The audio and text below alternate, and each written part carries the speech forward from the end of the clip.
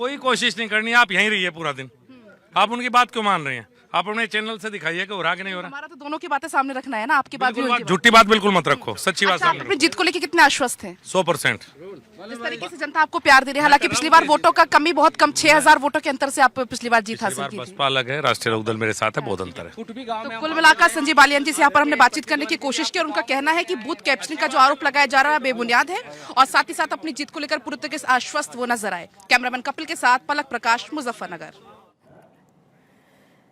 तो देखिए, सबसे बड़ी बात यह है कि संजीव बालियान जो अपनी जीत को लेकर 100% आश्वस्त नजर आ रहे हैं और इसके साथ ही सब लोग निकल रहे हैं अपने मताधिकार का इस्तेमाल करने के लिए। मैंने जैसे कि पहले भी जिक्र किया था कि गर्मी एक बड़ा फैक्टर है, तो ऐसे में सुबह से ही आप देखेंगे पोलिंग बूथ्स पर कतारें लोगों की लगी हुई नजर आ रही है सब जगह। पूर्णिमा, अगर हम यहाँ पर इसी मौके पर पश्चिमी उत्तर प्रदेश की बात कर लेते हैं तो जरा अब आप देखिए, राष्ट्रीय लोकदल के शामिल होने के साथ जिसका जिक्र अभी संजीव बालियान ने हमारी बातचीत में भी किया, इसका कितना बड़ा फायदा है नुकसान।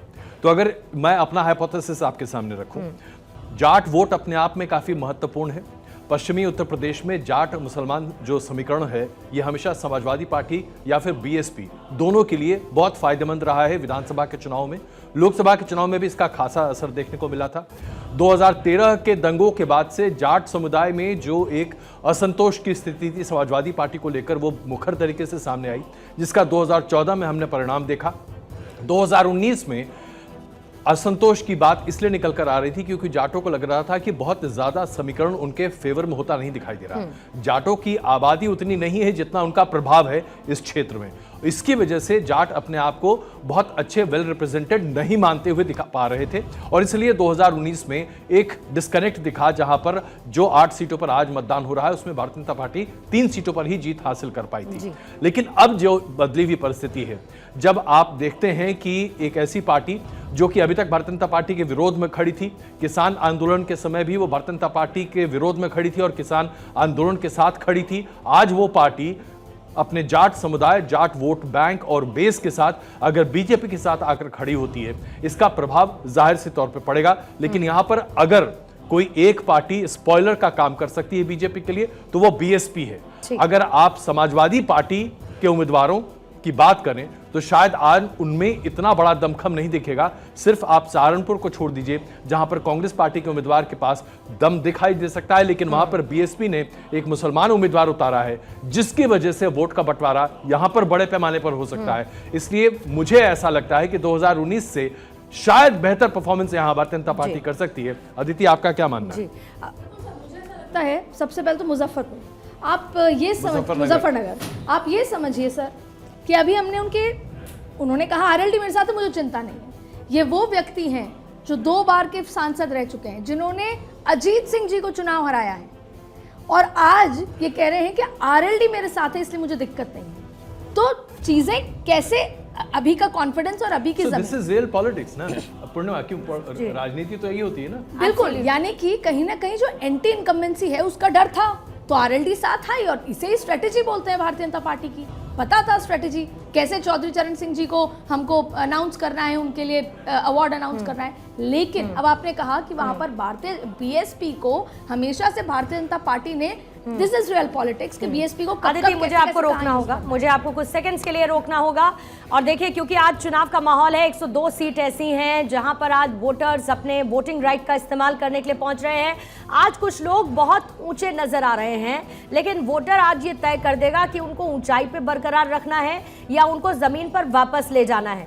आइए हम लोग जरा थोड़ा ऊपर की तरफ चलते हैं। मेरे टॉप फ्लोर पर इस वक्त मेरी सहयोगी रंजना मौजूद है। रंजना, ओवर टू यू, क्या है खास आपके पास? बिल्कुल, देखिए, लोकसभा चुनाव का आगाज हो चुका है और 21 राज्यों की 102 सीटों पर मतदान जारी है।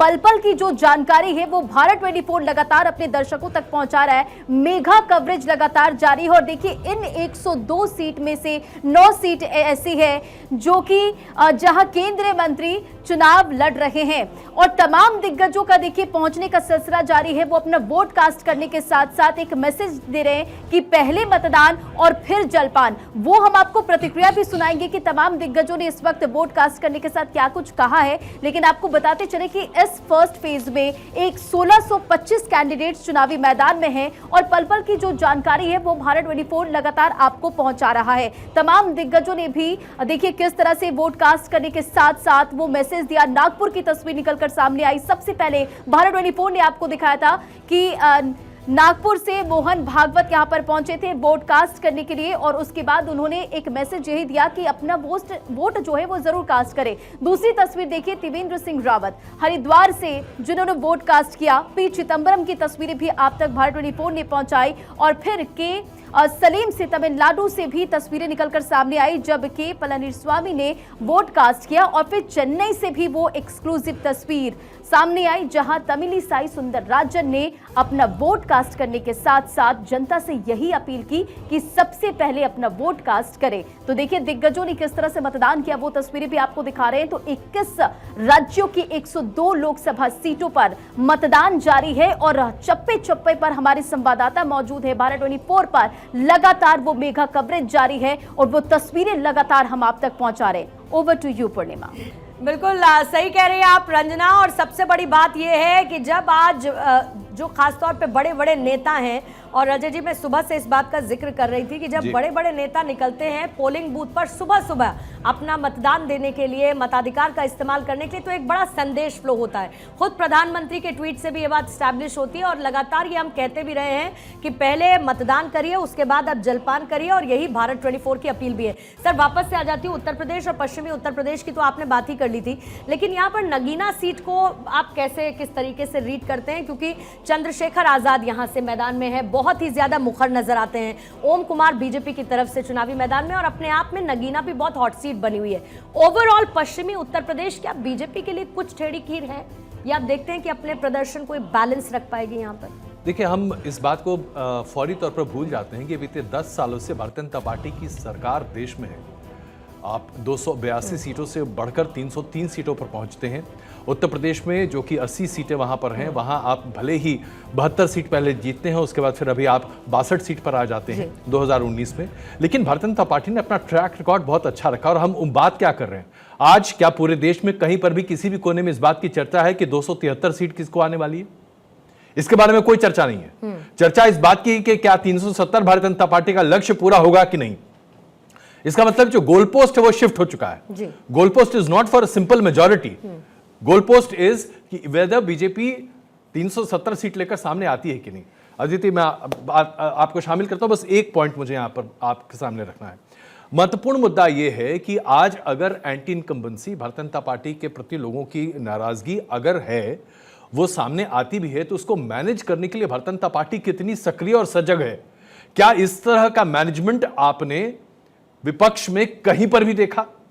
तो जाहिर सी बात है हम एक ऐसी लड़ाई की बात कर रहे हैं जहां एक गुट है जो कि अपना पूरा दमखम, पूरी लड़ाई, पूरी ताकत सामने लेकर खड़ा है और हर तरह की स्ट्रैटेजी है उसके पास। एक दूसरा पक्ष है जो कि सिर्फ लोगों की नाराजगी पर अपनी उम्मीद लगाकर बैठा है, बिल्ली के बाग से छीका फूटे। ऐसी परिस्थिति में जाहिर सी बात है एक मतदाता के लिए भी बहुत आवश्यक है और वो समझता है कि उसे किस पक्ष की तरफ जाना चाहिए। एक और परिस्थिति अजय जी, और उस परिस्थिति की जरा तरफ में बीच में ले जाना चाहूंगी। लोकसभा चुनाव का सारा मूड और मजा खराब।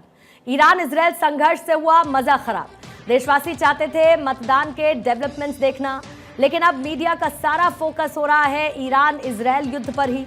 ऐसे में न्यूज चैनल्स के सामने युद्ध और मतदान के बीच संतुलन बनाए रखने की चुनौती।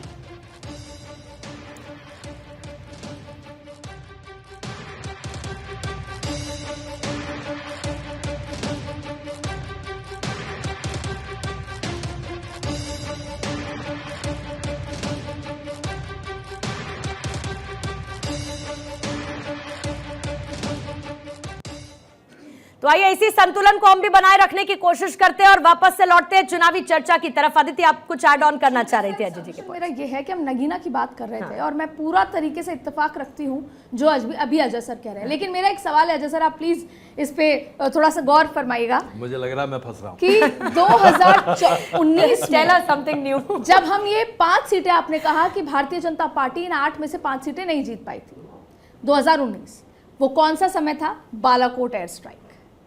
वो उस समय जब इन सीटों पे, क्योंकि हम बात कर रहे हैं ओवरऑल हॉलिस्टिक अप्रोच वाली, उस समय जब ये 8 सीटें डिफिकल्ट थी, नगीना में 45% मुस्लिम आबादी है, क्योंकि जब हम बात उत्तर प्रदेश की करते हैं तो हम ये भी कहते हैं कि जाति है कि जाति नहीं, तो जब वोट पड़ने जाता है तो जाति पे होता है। और यही वजह थी कि भारतीय जनता पार्टी ने बतौर स्ट्रेटजी जाट जो आरएलडी को साथ लिया।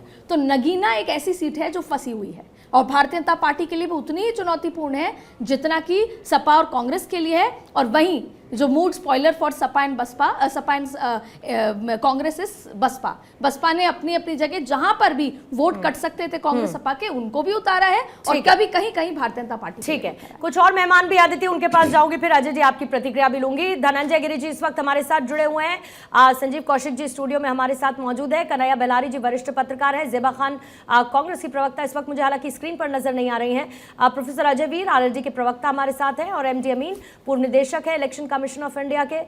जरा मुझे कंफर्म कीजिएगा अगर उनकी मौजूदगी है, क्योंकि मुझे भी वो स्क्रीन पर फिलहाल नजर नहीं आ रहे हैं। लेकिन धनंजय जी इसी बीच में आपके पास आते हुए जल्दी से समझना चाहूंगी कि कितनी उम्मीदें, और खासतौर से मैं तमिलनाडु के साथ सर शुरुआत करूंगी, क्योंकि आपके 400 पार जाने का जो नारा है वो कहीं ना कहीं मुमकिन होता हुआ तभी नजर आएगा जब साउथ में आपकी स्थिति कुछ मजबूत होती हुई नजर आएगी। तमिलनाडु में 39 सीट्स, अन्नामलाई का साथ, एआईडीएमके से दूरी, स्ट्रैटेजी क्या है, कैसे इस फर्स्ट फेज ऑफ वोटिंग में 39 सीटों पर बीजेपी मजबूत स्थिति अपने लिए पैदा करेगी? पूर्णिमा जी, आज लोकतंत्र का महापर्व चुनाव चल रहा है। जनता को साधुवाद है, बधाई है, धन्यवाद है, और सर झुकाना पड़ता है जनता के कदमों में। सियासत में भी हाथ सरदारी नहीं आती, और जो जनता के कदमों में सर झुका करके हम जो दावा कर रहे हैं कि 400 पार जाएंगे, वो जनता के किए गए कार्यों को लेकर के ही कर रहे हैं। आज 21 राज्य और 102 सीटों पे जो मतदान चल रहा है, जनता आज उसी को वोट करेगी जिसके हाथों में अपने कल को देना चाहती है, जिसके हाथों में कल सुरक्षित देखना चाहती है। और साउथ, नॉर्थ, ईस्ट, वेस्ट हर तरफ से भारत के भूभाग में, भारत के हर तरफ में, क्योंकि जो नेतृत्व आज खड़ा है, क्योंकि नरेंद्र मोदी सिर्फ व्यक्ति नहीं, भारत के गौरवशाली अतीत के पुनरुत्थान की एक संकल्प शिला है। माँ भारती के रक्षार्थ अडिग अचल अमर्त्य पुत्र के चेहरे के दमकते हुए देश की रक्ति भारती भाव को देख करके राष्ट्र के जीवन, जिसके जीवन के श्वास में बसता हो, वह नर नहीं नरेंद्र कहलाता है। और नरेंद्र मोदी के नेतृत्व में आप देखिए साउथ से जिस तरह से चीजें हुई हैं, साउथ में भी हम लोगों ने लगातार काम किया है। और जो एक नॉर्थ साउथ की डिवीजन की पॉलिटिक्स थी, जाति धर्म संप्रदाय में बांटने की राजनीति इस देश में जो लंबे समय से चल रही थी, उसको छिन्न भिन्न करके राष्ट्र को एक रूपता में, समानता में जिस ढंग से विकास किया गया है, आदरणीय प्रधानमंत्री नरेंद्र मोदी ने जो शब्द दिया, सबका साथ, सबका विकास, सबका विश्वास, सबका प्रयास, इस विकास की रेस में कोई पीछे न छूटे, पूरा पश्चिम उत्तर दक्षिण सबको समाहित किया गया। भारत मां के मुकुटमणि पर लगा हुए 370 की कालीमा को धोकर केसर का तिलक किया गया है। जो कैंसर था आतंकवाद का, उसको समाप्त करके केसर का तिलक किया गया। तो ये हर दिशाएं देख रही है, हर लोग देख रहा है, हर भारतवासी देख रहा है, और हर भारतवासी अपने आप को जुड़ा हुआ महसूस कर रहा है। और इसलिए हम कह सकते हैं कि आज हमारी जनता हमें आशीर्वाद दे रही है, और आशीर्वाद स्वरूप अपना मत, अपना वोट जो भारतीय जनता पार्टी के संघ को देगी। क्यों? क्योंकि भारत, भविष्य का भारत भाजपा के साथ खड़ा है। भाजपा की आगे बढ़ रही राष्ट्र को जिस तरह से हम आगे बढ़ा रहे हैं, अनुप्राणित कर रहे हैं, इसलिए हमारे साथ इस देश का गांव, गरीब, किसान, नौजवान, युवा, हर कोई खड़ा है। चलिए, कितना खड़ा है धनंजय जी? जाहिर है कि ये तो तस्वीर 4 जून को ही साफ हो पाएगी, लेकिन तैयारी आपकी पूरी है, इसमें कोई दो राय नहीं है। लेकिन तैयारी तो भुवन भास्कर जी समाजवादी पार्टी ने भी कर रखी है, और ख़ास तौर से उत्तर प्रदेश में, पश्चिमी यूपी में आपके तैयारी की मैं बात करूंगी। इस बार बड़ी शानदार सोशल इंजीनियरिंग आपकी तरफ से की गई है। जाहिर है कि आपका एक पर्टिकुलर, आ रही हूँ सर, आपका एक बहुत पर्टिकुलर वोट बैंक है, लेकिन कहीं ना कहीं उसमें एक तब्दीली लाते हुए उस सोशल इंजीनियरिंग के जरिए आपने ऐसे कैंडिडेट्स उतारे जो कि बीजेपी को एक चैलेंज दे पाए। जरा इस स्ट्रैटेजी के बारे में बताएंगे, और जो 80 की 80 सीट फिर कांग्रेस का साथ, उनको समहाउ कुछ सीट्स पर सेटिस्फाई करते हुए जैसे आप आए हैं, पीडीए की बात करते हुए, क्या लगता है कितना वोटर टर्नआउट में तब्दील होगा आपके पक्ष में? पूर्णिमा जी, सबसे पहले तो मैं भारत 24 के सभी दर्शकों को, पूरे देश के 140 करोड़ के लोगों को आज लोकतंत्र के इस पर्व पर सबको बधाई देना चाहता हूं, साधुवाद देना चाहता हूं। और जैसा कि आप भी स्लोगन चला रहे हैं, और हम भी सामाजिक और राजनीतिक जीवन में लगभग 30 वर्षों से हैं। हम भी कहना चाहते हैं कि पहले आज मतदान करें, फिर उसके बाद जलपान करें, क्योंकि ये जो चुनाव हो रहा है ये आपके भविष्य के लिए चुनाव हो रहा है। आपके जो नौनिहाल हैं उनके भविष्य का, आपके भविष्य का या और इस देश का भविष्य तय होने वाला है। और अभी मैं आपके साथी अजय जी की बात को सुन पा रहा था, तो मैं बताना चाहता हूं कि अजय जी, मैं भी वेस्टर्न यूपी में ही रहता हूं और वेस्टर्न यूपी की राजनीति को थोड़ा सा समझने की ठीक से कोशिश कर पाता हूं। जो यहाँ पर अभी आप समीकरण बता रहे थे, आपने चैनल में आपने दिखाने का भी काम करा कि किस प्रकार जो मुजफ्फरनगर के कैंडिडेट हैं, संगीत बालियान जी कह रहे थे कि मुझे राष्ट्रीय जनता दल का साथ है तब मैं जीत पाऊंगा। मैं बताना चाहता हूं, चूंकि मैं यहाँ रहता हूं, दल मिलने से जीत नहीं होती है, दिल मिलने से आती है। क्या क्या खबरें आ रही हैं? खबरें ये भी आ रही है कि भारतीय जनता पार्टी और राष्ट्रीय लोकदल के कार्यकर्ताओं में किस प्रकार फुटोवल हुआ। ऑन कैमरा सोशल साइट पे कई तस्वीरें तैर रही है। और मैं पूछना चाहता हूं, वो बता देते लगे हाथ कि संगीत सोम जी का क्या स्टैंड है। क्या संगीत सोम जी, चलिए अगर ऐसी स्थिति है तो मैं आपसे एक बात पूछना चाहता हूं, क्या आपको ऐसा लगता है कि समाजवादी पार्टी और कांग्रेस के बीच में वोटों का बंटवारा इतनी आसानी से हो जाएगा कि वोट ट्रांसफर बड़ी आसानी से हो रहा है? देखिए, राजनीतिक दल पर और राजनीतिक आधार पर, उस पृष्ठभूमि पर हर कोई एक दूसरे पर आक्षेप कर सकता है। हम इस चर्चा के बारे में, आपने कहा संगीत सोम का आप यहां पर जिक्र कर रहे हैं और क्षत्रिय नाराजगी की यहां पर बात कर रहे हैं, ये सब अखबारों की बातें हैं और तथाकथित तौर पर लोगों की बातें हैं। ऐसे में क्या हम इसे सत्यापित कर सकते हैं? पूरा मामला तो 4 जून को ही सामने आएगा। मेरा आकलन हो सकता है कि आपके लिए जी।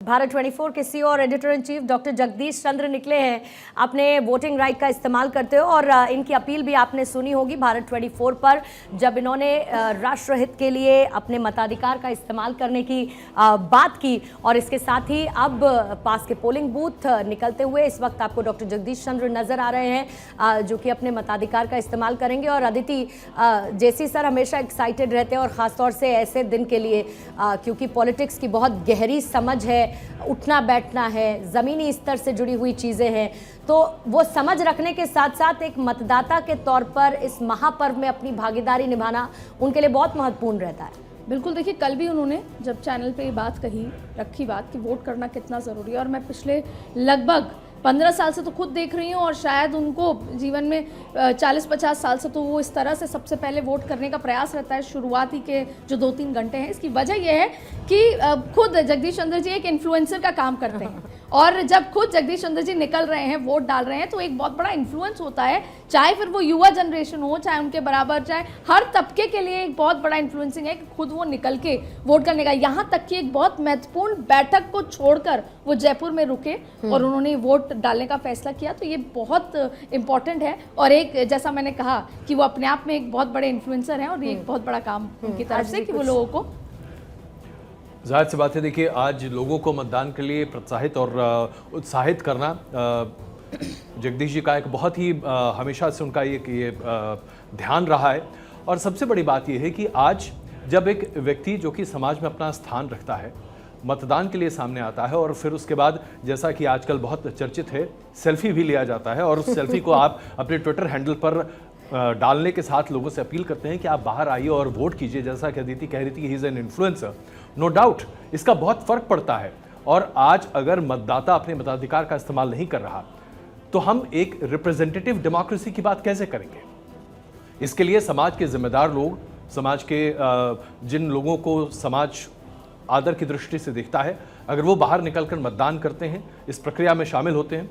अब देखें, आज कम से कम ये तो हम कह ही सकते हैं ना कि इस देश में वीआईपी कल्चर खत्म है, वरना क्या ऐसा होता जो अभी आप अपने स्क्रीन पर देख रहे हैं। एक वक्त हुआ करता था जब बड़े मीडिया हाउसेस के ओनर्स या फिर बड़े ब्यूरोक्रेट्स 2 सेकंड के लिए भी रुकते नहीं थे, सीधे मतदान केंद्र पर पहुंचते थे, मतदान करते थे और उसके बाद वी साइन के साथ बाहर निकल आते थे, या फिर अपनी उंगली का निशान दिखाते हुए बाहर निकल आते थे। लेकिन आज वक्त बदल चुका है, और ये भारत के बदलती लोकतंत्र की तासीर है जो आप अभी अपने स्क्रीन पर देख रहे हैं।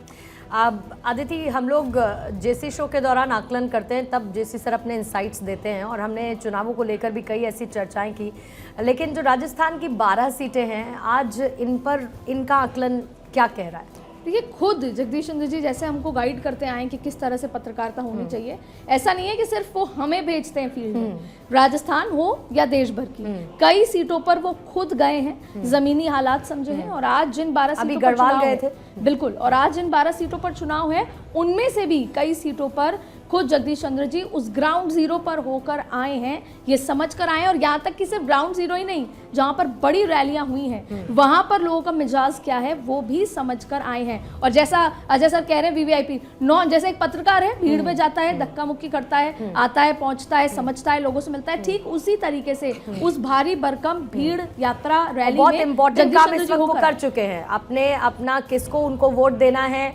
बटन वो दबा चुके हैं, और उसके बाद अब वो बाहर की तरफ आते हुए नजर आ रहे हैं। और जाहिर है कि किसी भी सिटीजन के लिए ये तस्वीरें हम ज़रूर आपको डॉक्टर जगदीश चंद्र की दिखा रहे हैं, लेकिन किसी भी व्यक्ति के लिए ये बहुत इम्पॉर्टेंट मोमेंट होता है, क्योंकि आने वाले 5 सालों के लिए वो ये तय करता है कि कौन उसका प्रतिनिधित्व करेगा, कौन उसके मुद्दे उठाएगा, कौन उसके लिए काम करेगा, जो वादे किए गए हैं उनको कैसे पूरा करेगा।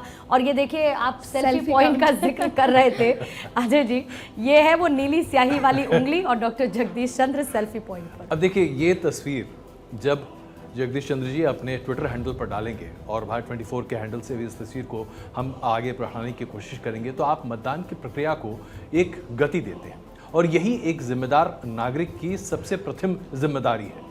एक नागरिक के तौर पर जब आप अपने मताधिकार का इस्तेमाल करके सरकार को चुनने की प्रक्रिया में हिस्सा लेते हैं, तो आप लोकतंत्र को मजबूत करते हैं।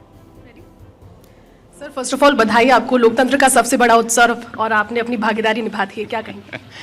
मैंने भी अपना वोट डाला, और सभी लोगों से ये मेरी अपील है कि प्लीज़ घर से बाहर निकलिए और वोट डालने आइए, और इसके साथ ही सारा दिन वोटिंग के अपडेट्स के लिए देखते रहिए फर्स्ट इंडिया और Bharat 24। Best of luck. Thank you so much, thank you so much. और ये उनका ट्रेडमार्क है, जाहिर सी बात है उनका पहला प्यार सामने दिखाई दे रहा है, लेकिन हम सब जानते हैं कि भारत 24 उनके पहले प्यार से भी शायद ज़्यादा बड़ा प्यारा है उनके लिए। कम से कम ये सेल्फ क्रेडिट तो हम खुद अपने ऊपर ले सकते हैं। मुझे लगता है अगर आप मुझसे पूछेंगे तो बराबरी का प्यार है। नहीं, मैं अपने आप को तो कम से कम 20 तो रखूंगा ही, ज़्यादा रखेंगे। चलिए, इस पर थोड़ी देर में एक फोन ऑन जगदीश जी हो जाएगा और इस पर बात कर ली जाएगी, लेकिन बहरहाल चलिए, इम्पॉर्टेंट डे था और उनकी तरफ से अपने वोटिंग राइट को एक्सरसाइज कर लिया गया है। ये तस्वीरें इस वक्त आप जयपुर से देख रहे थे, जहां पर डॉक्टर जगदीश चंद्र की तरफ से वोट कास्ट किया गया। जवाहर नगर का ये मतदान केंद्र है जहां पर वोटिंग करने के लिए पहुंचे भारत 24 के CEO और editor in chief doctor Jagdish Chandra.